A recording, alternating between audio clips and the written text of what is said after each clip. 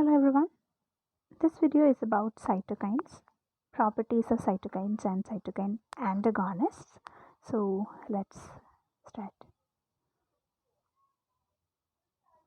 First, let's have a introduction about cytokines.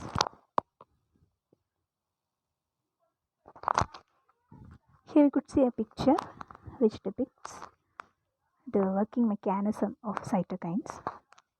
So cytokines are low molecular weight regulatory proteins or glycoproteins secreted by white blood cells and various other cells in the body in response to a number of stimuli. So these are some regulatory proteins or some sort of glycoproteins which are secreted by white blood cells and some various other cells in the body in response to a number of stimuli. So cytokines bind to specific receptors on the membrane of target cells, triggering signal transduction pathways that ultimately alter gene expression in the target cell. So in this picture we could see an inducing stimulus is coming, and that stimulus is activating the cytokine gene which is present on the cytokine producing cell. Okay, and then cytokine releases into the extracellular matrix. Then the target cell is also there with some sort of receptors, cytokine receptor, onto which the cytokine binds, which lead to some signal. Then gene activation will be happening in that target cell, which will eventually lead to a biological effect.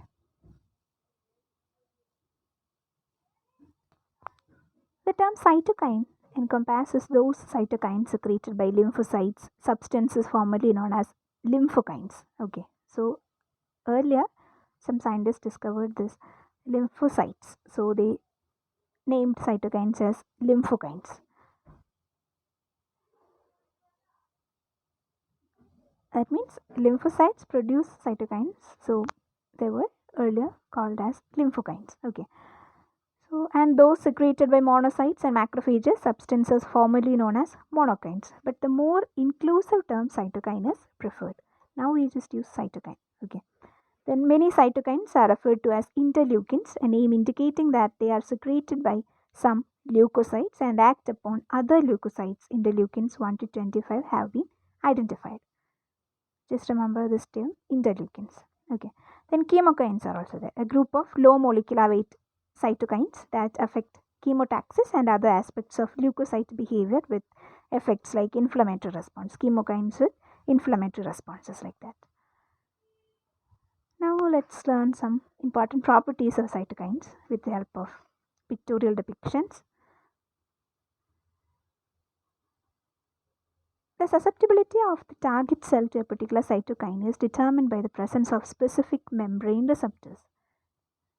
In general, the cytokines and their receptors exhibit very high affinity to each other with dissociation constants ranging from 10 raised to minus 10 to 10 raised to minus 12. That means they have a great amount of affinity to receptors. So, because their affinities are so high, cytokines can mediate biological effects at picomolar concentrations. So, cytokines have specific membrane receptors and high affinity for this receptor to cytokine, and this affinity is so high that cytokines can mediate biological effects at picomolar concentrations, very small quantities. A particular cytokine may bind to receptors on the membrane of the same cell that secreted it, exerting autocrine function. It may bind to receptors on a target cell in close proximity to the producer cell, exerting paracrine action. In a few cases, it may bind to target cells in distant parts of the body, exerting endocrine action. So, autocrine function is there, paracrine action is there, endocrine action is there. Here we could see all these properties. In this first figure, you could see autocrine action. That means cytokine is released from this particular cell A and binds to the receptors of that same cell. Okay, that is autocrine action. The next one, paracrine action. The cell A secretes cytokine which binds to receptors of cell B, okay, which is a nearby cell. That means cells which are located very close to the first cell, close proximity, paracrine. Then endocrine, long distance. So with the help of blood or some other liquids, with the help of circulation, the cytokine travels into a distant target cell. Cytokines regulate the intensity and duration of the immune response by stimulating or inhibiting the activation, proliferation, and or differentiation of various cells, and by regulating the secretion of antibodies or other cytokines. So cytokines regulate the intensity and duration of the immune response. How? They do this by stimulating or inhibiting the activation, proliferation, and or differentiation of various cells, and also by regulating the secretion of antibodies or other cytokines. Okay. So binding of a given cytokine to responsive target cells generally stimulates increased expression of cytokine receptors and secretion of other cytokines which affect other target cells in turn. So they act as stimulators, or they provide cascade induction, which we will be learning later.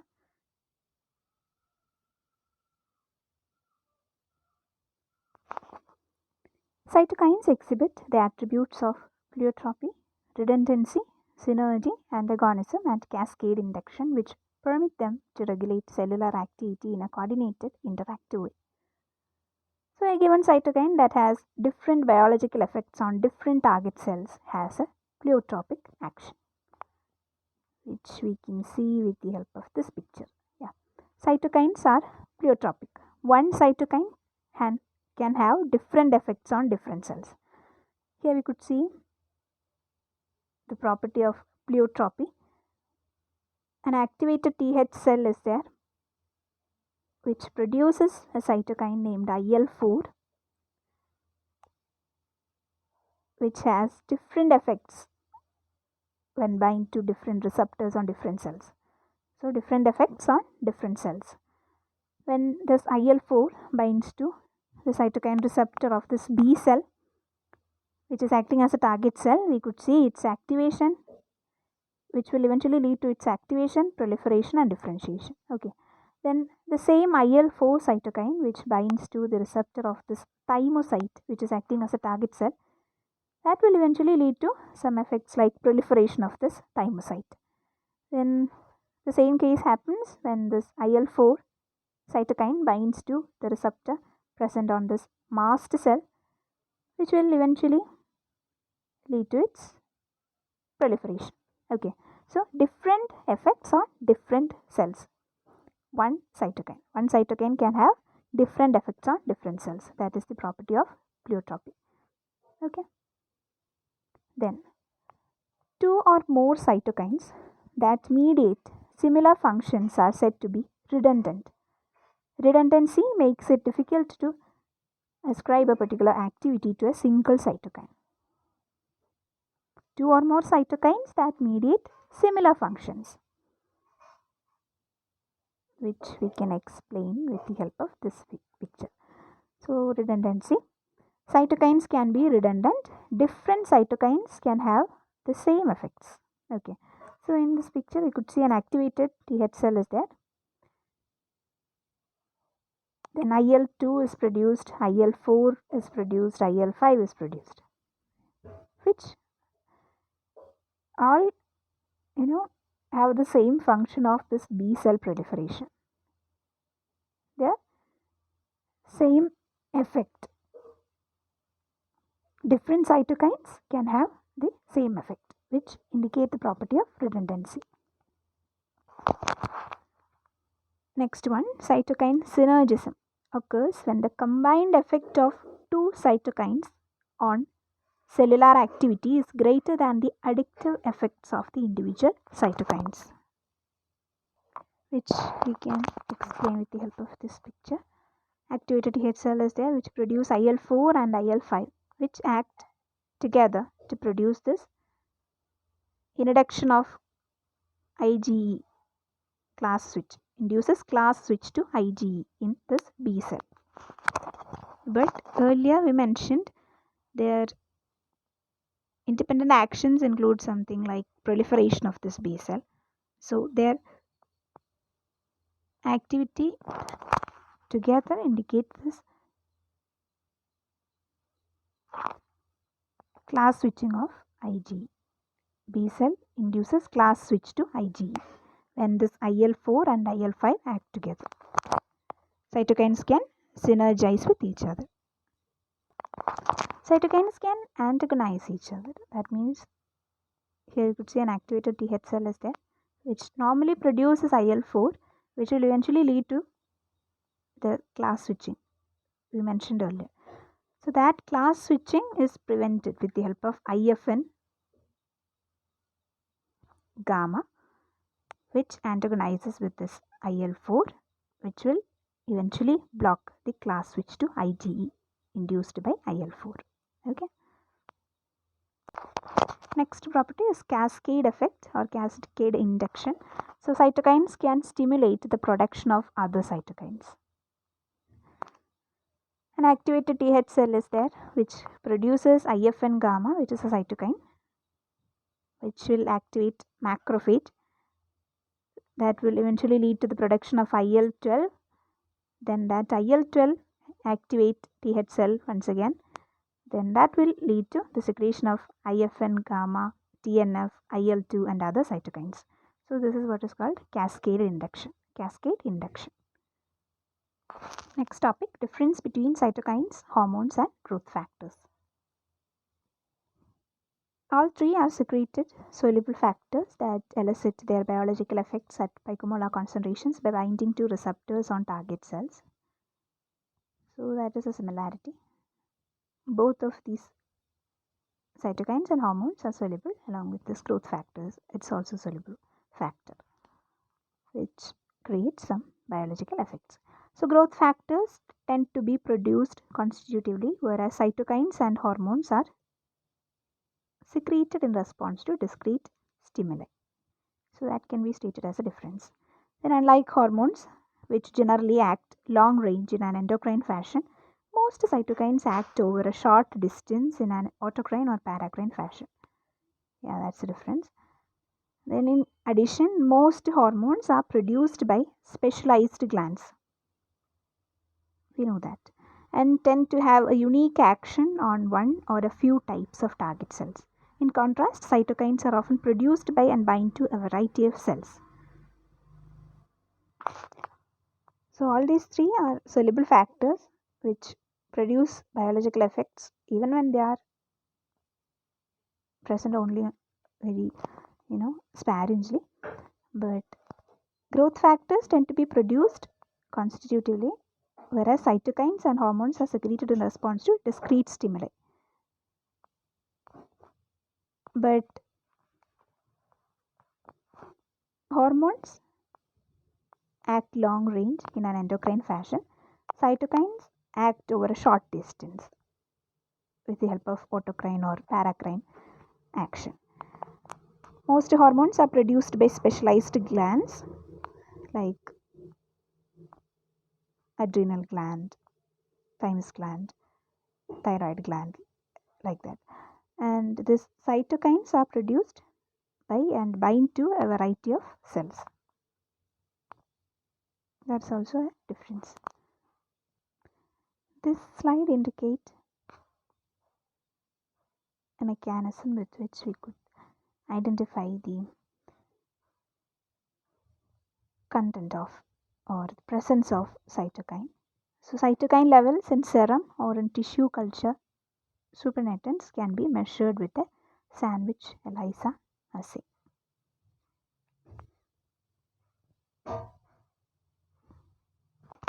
The next, biological functions of cytokines. Cytokines play key roles in regulating hematopoiesis, innate immunity and acquired immunity.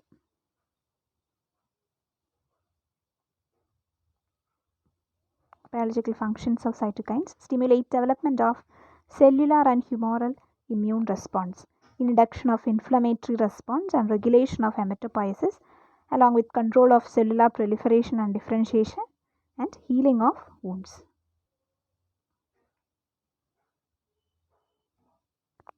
This picture shows how these functions are interconnected, like inflammation, adaptive immunity, hematopoiesis, how they are connected with each other. Cytokine families: hematopoietin family, chemokine family, interferon family, and tumor necrosis factor or TNF family, along with colony stimulating factor CSF family. Then receptor types: immunoglobulin superfamily receptors, class 1 cytokine receptor family, also known as the hematopoietin receptor family, class 2 cytokine receptor family, also known as the interferon receptor family, then TNF receptor family, along with chemokine receptor family. Next major topic is cytokine antagonists. Cytokine antagonists are substances that inhibit or block the activity of cytokines. These antagonists are often used in medical treatments to modulate the immune system and manage conditions where excessive cytokine activity contributes to disease or inflammation. So these are some substances used to inhibit or block the activity of cytokines. They are of different types, like inhibitors of synthesis of the cytokines, and then blocking antibodies, that sort of mechanism. Then soluble receptor constructs, then next inhibition of cytokine dependent signaling, that is also another mechanism with which they prevent the action of cytokines. Then receptor antagonists are also there. So these are some types which we will be learning later. So let's start with properties.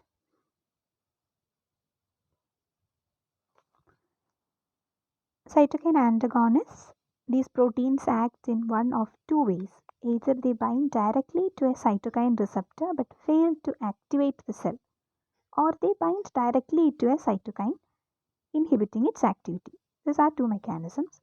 They bind directly to a cytokine receptor but fail to activate the cell. That's one way. Then they bind directly to a cytokine, inhibiting its activity. So the best characterized inhibitor is the IL-1 receptor antagonist, IL-1RA, which binds to the IL-1 receptor but has no activity. This binding of IL-1RA to IL-1 receptor blocks binding of both IL-1A and IL-1B, thus accounting for its antagonistic properties. So this inhibitor or antagonist blocks the additional cascade activity, or the biological effect will not be produced. So production of IL-1RA has been thought by some to play a role in regulating the intensity of the inflammatory response. So some scientists believe this production of IL-1RA has something to do with intensity of the inflammatory response. Then it has been cloned and is currently being investigated as a potential treatment for chronic inflammatory disease. Cytokine inhibitors are found in the bloodstream and extracellular fluid. These soluble antagonists arise from enzymatic cleavage of the extracellular domain of cytokine receptors. They are produced with the help of some sort of enzymatic cleavage of this extracellular domain of cytokine receptors. These are actually produced from cytokine receptors, which eventually undergo some treatment of chemical cleavage, which will lead to the antagonistic nature, which prevent the action of cytokine activation and further processes. They prevent that activation. Among the soluble cytokine receptors that have been detected are those for IL-2, 4, 6 and 7, IFN gamma and TNF beta and LIF. Of these, the soluble IL-2 receptor, SIL2R, which is selected or released in chronic T cell activation, is the best characterized. Which one? SIL2R. A segment containing the amino terminal 192 amino acids of the subunit is released by proteolytic cleavage, forming a 25 kilodalton soluble IL-2 receptor. So we mentioned earlier that these antagonists are actually produced from undergoing some sort of enzymatic cleavage, which are actually produced from receptors of the cytokine. So here we could see a segment containing the amino terminal 192 amino acids of this subunit, which subunit IL-2 subunit receptor is released by proteolytic cleavage, forming a 25 kilodalton soluble IL-2 receptor. IL-2 receptor is there. The shed receptor will bind IL-2 and prevent its interaction with the membrane-bound IL-2 receptor. That soluble IL-2 receptor is acting as an antagonist. Okay, so that shed receptor can bind to IL-2 and that will prevent the interaction with the membrane-bound IL-2 receptor. The presence of SIL2R has been used as a clinical marker of chronic T-cell activation and is observed in a number of diseases including autoimmunity, transplant rejection and AIDS. So this acts as a clinical marker. Some viruses also produce cytokine producing proteins or cytokine mimics. The evolution of such anti-cytokine strategies by microbial pathogens is good biological evidence of the importance of cytokines in organizing and promoting effective antimicrobial immune responses.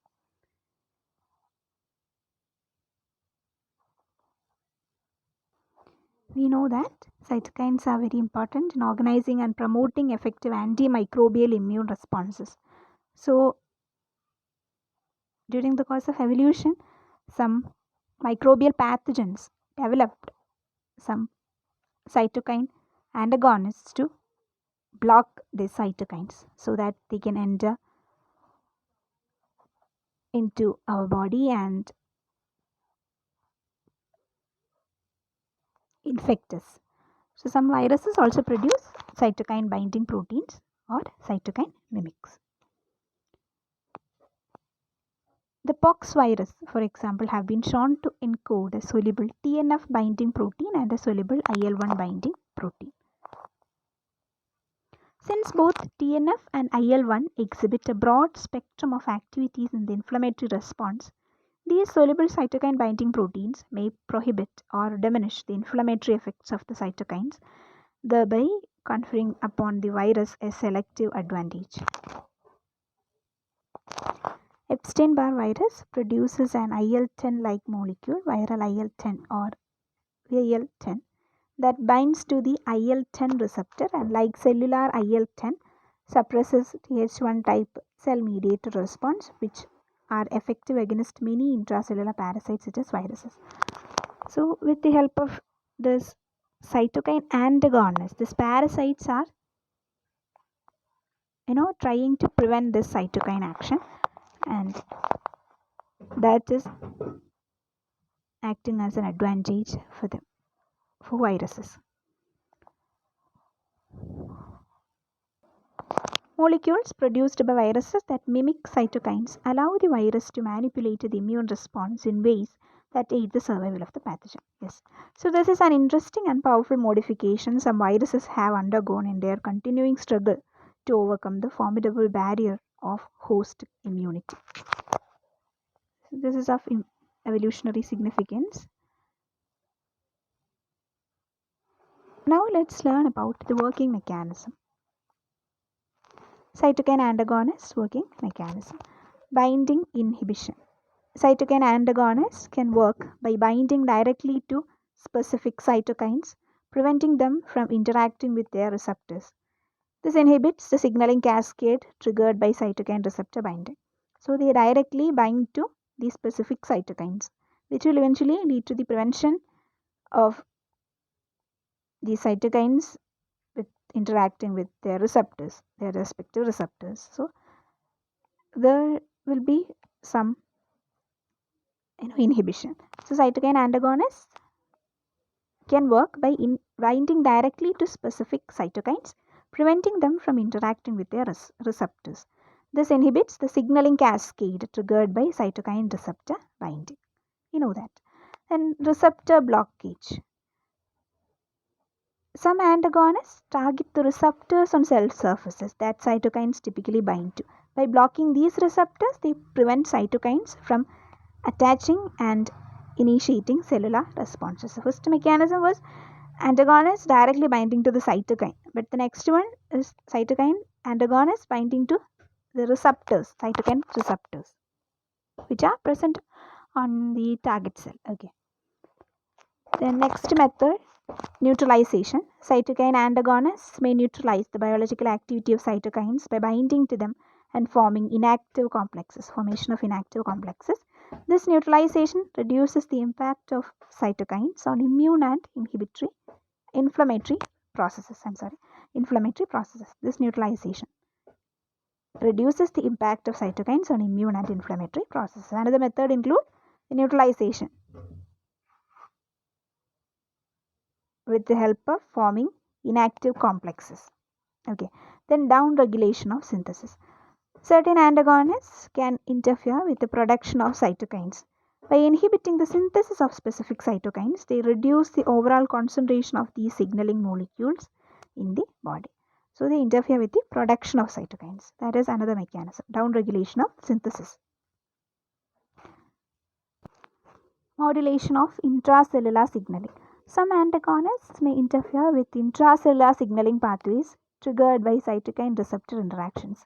This modulation can alter the cellular responses to cytokine. These antagonists interfere with intracellular signaling pathways. That is another mechanism. And anti-inflammatory effects. By blocking pro-inflammatory cytokines, antagonists contribute to an overall anti-inflammatory effect. This is particularly relevant in conditions where excessive inflammation is harmful. And this property of anti-inflammatory effect has some clinical applications also.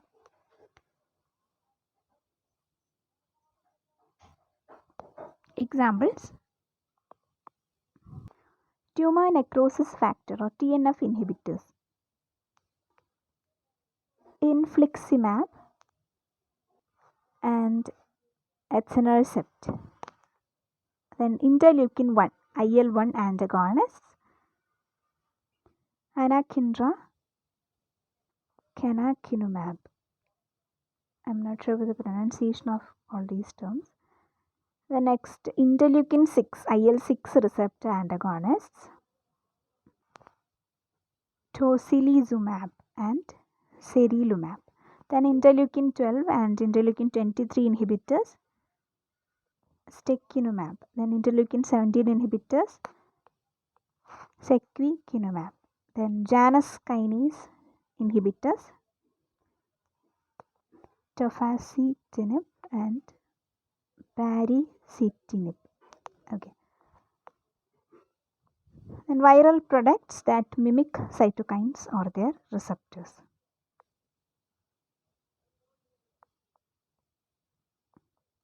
Types of cytokine antagonists. Types of cytokine antagonists include tumor necrosis factor inhibitors, TNF inhibitors, interleukin 1, IL-1 antagonists, interleukin 6, IL-6 receptor antagonists, interleukin 12 and interleukin 23 inhibitors, and interleukin 17 inhibitors, and Janus kinase or JAK inhibitors. Then their functions: inflammation control. Cytokine antagonists help manage inflammatory responses by inhibiting specific cytokines, preventing excessive inflammation associated with autoimmune and inflammatory disorders. Then immune modulation.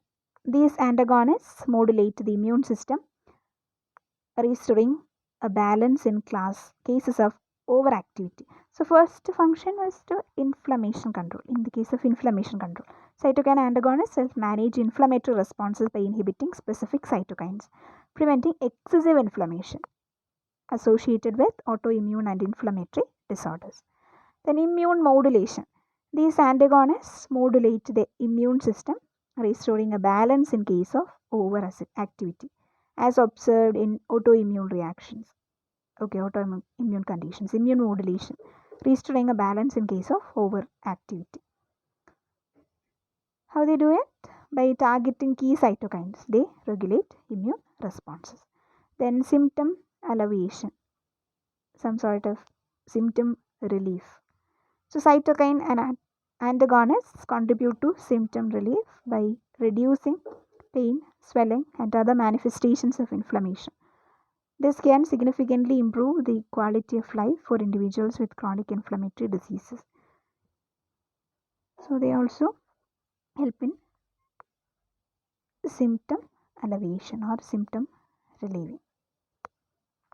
Then tissue protection.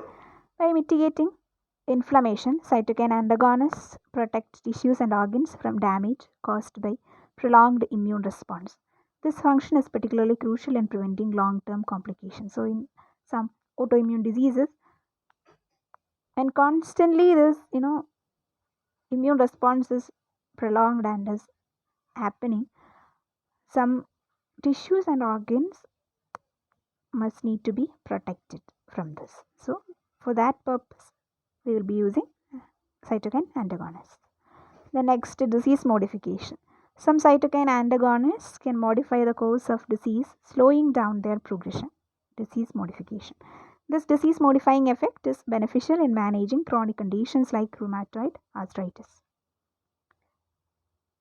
And applications: rheumatoid arthritis, cytokine antagonists like TNF inhibitors are widely used to manage rheumatoid arthritis by reducing joint inflammation and preventing structural damage. Then psoriasis and psoriatic arthritis. IL-12 and IL-23 inhibitors and TNF inhibitors are applied to treat psoriasis and psoriatic arthritis, addressing both skin and joint manifestations. And autoimmune disorders. Cytokine antagonists find applications in various autoimmune diseases, including lupus, by modulating immune responses and reducing symptoms. Autoimmune diseases. So let's conclude the session by having a quick summary.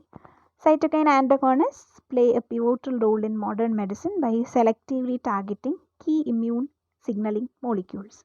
From controlling inflammation to modulating immune responses, these medications have transformed the treatment of conditions like rheumatoid arthritis, psoriasis, and inflammatory bowel diseases.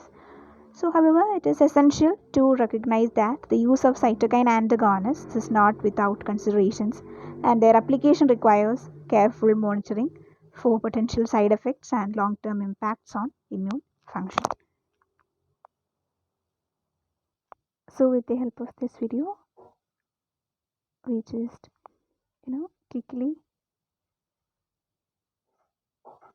learned some important points about cytokines, their properties, and cytokine antagonists, their working mechanism, examples, applications, and types.